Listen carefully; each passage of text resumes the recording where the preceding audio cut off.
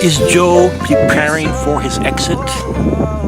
I think he is. I think that's what's going on.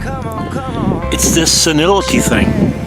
So Joe knows he's out, and he wants to avoid impeachment by going out as a senile. I mean, he could go out today and he'd be, qualified senile. But what I'm going to do today, I'm going to give you the 12 reasons why we should impeach Joe Biden. Number one, the Afghan withdrawal. My God. He took the troops out first and left all the civilians behind, along with some $80 billion worth of top-grade military equipment. But how could you take the troops out first? He just abandoned our base in Bagram, the most secure place in Afghanistan. He ordered the troops out, and they were all gone suddenly, except for the 13 who he left behind, and they all got killed. And we don't know how many civilians got killed and how many interpreters and other Afghanis who were on our side, how many of them have been killed, how many will yet be killed, who will yet be killed. Yeah, Joe Biden should be impeached for the Afghan withdrawal, which was a debacle and an embarrassment for the United States and a deadly tragedy for thousands of people.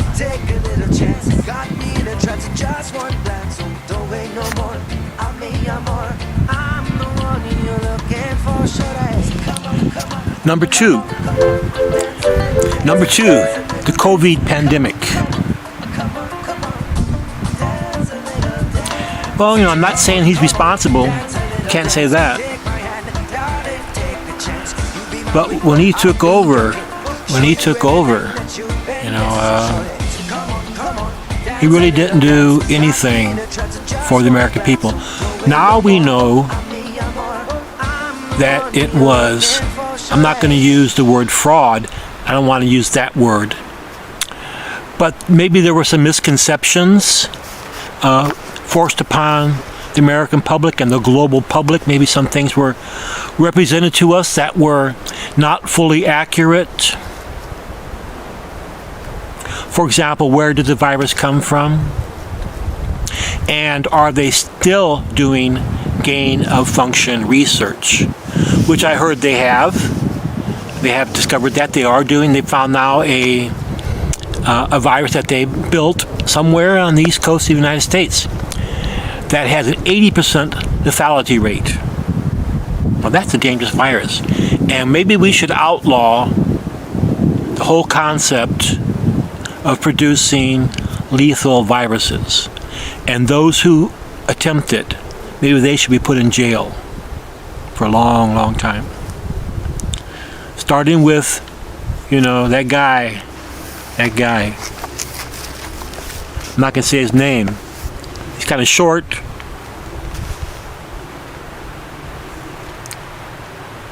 Number three. Well, you really can't impeach Joe for this one, but number three, take your hands off of the girls, Joe. Take your hands off of the girls and off the women.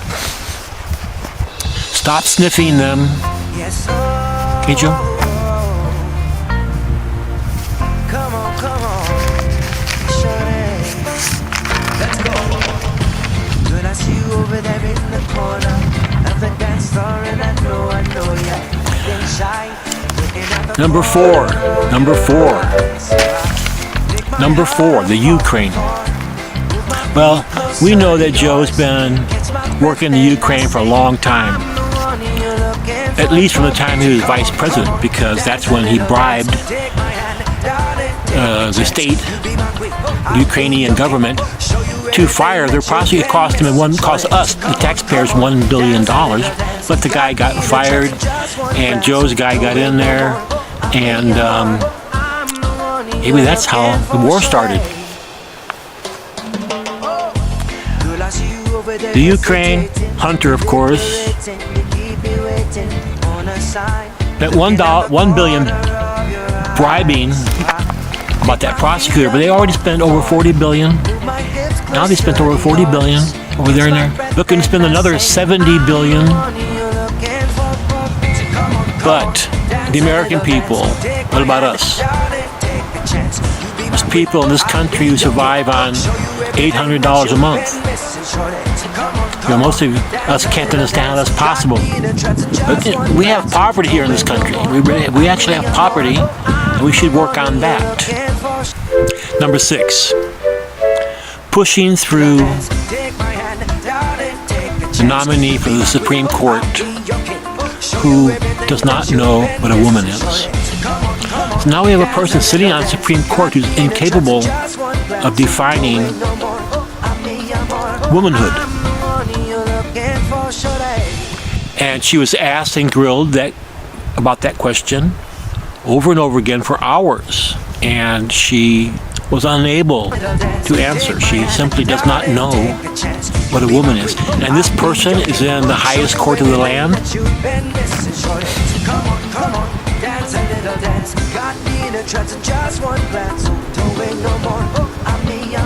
I'm going to leave that right there.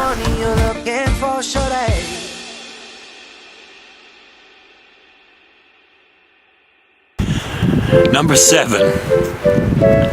Joe flies over to Saudi Arabia and begs on his knees, please drill some oil for us, pump some oil for us, right before the midterm elections. So he's over there asking the Saudis to give him oil for the midterms. And he's been giving away, selling to the Chinese, our strategic reserves. So what's going to happen? We're going to have a crisis over here, perhaps, and we're not going to have any oil because Joe gave it away and sold it. I wonder how much he made on that personally. But you don't get to sell our oil. You don't get to sell our oil and then beg the Saudis to sell us some. It doesn't make any sense, Joe.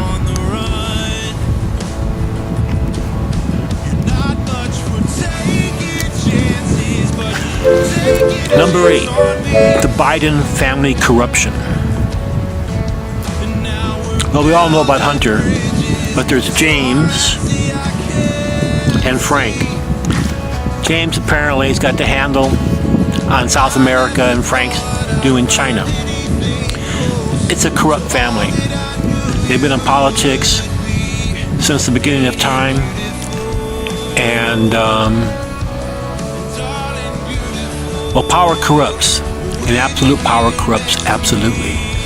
And that whole family has strived for power their entire life. Well, that's what politicians do. Politicians strive for power. It would be kind of silly not to have power if you're a politician. But the people should have the ultimate power. The people do have the ultimate power. And Joe, we can't have a crime boss as our president. Thank you.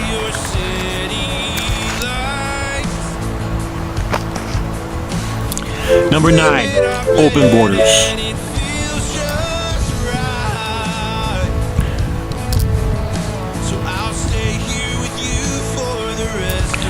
But by now, everyone knows it's not working.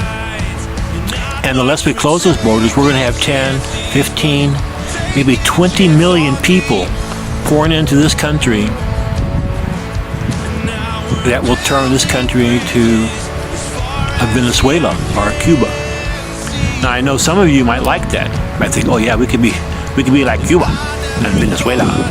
No, we don't want that here. We want a democratic republic,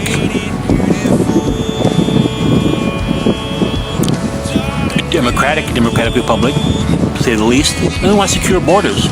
We want secure borders. Who doesn't want that? Every country wants that.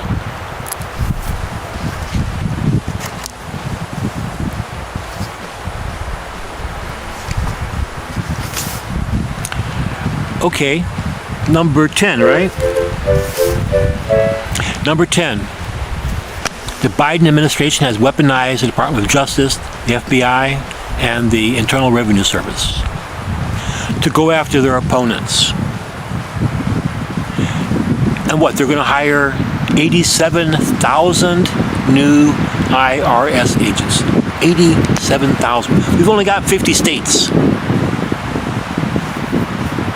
So there's going to be thousands and thousands in some states and thousands in the others. And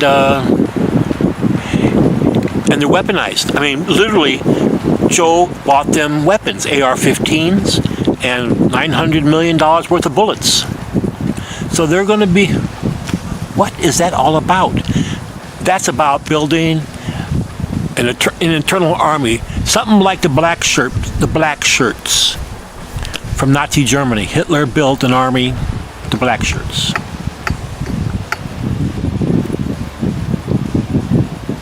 Well, number 12.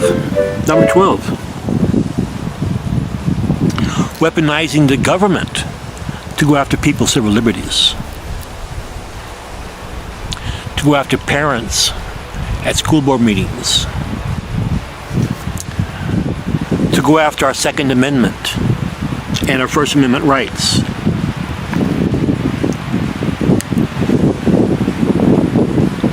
And this thing about the government signaling or directing the social media platforms when to shut us down.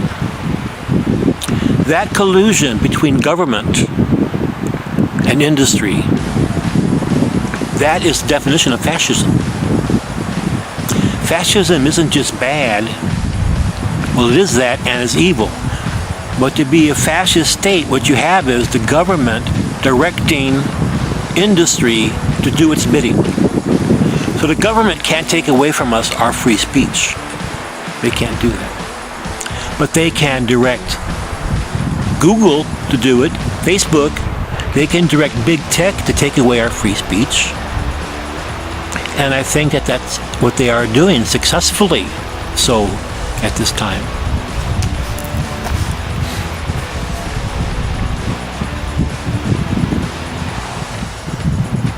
I don't know how many times you've been afraid to speak, especially like on Facebook or somewhere where they might shut you down. I've been shut down many times on Facebook, at least a dozen times. For ordinary speech, nothing drastic. I didn't mention number 5, Joe. Keep your hands to yourself, Joe. Stop sniffing. You really got to stop that. I love you guys. Thanks for tuning in. I'll talk to you next time. Yes, come on, shorty, let's go. Girl, I see you over there in the corner of the dance floor, and I know you're acting shy, looking at the corner of your eyes. So I pick my heart up off the floor, move my feet closer to yours, catch my breath and I say, I'm the one you're looking for.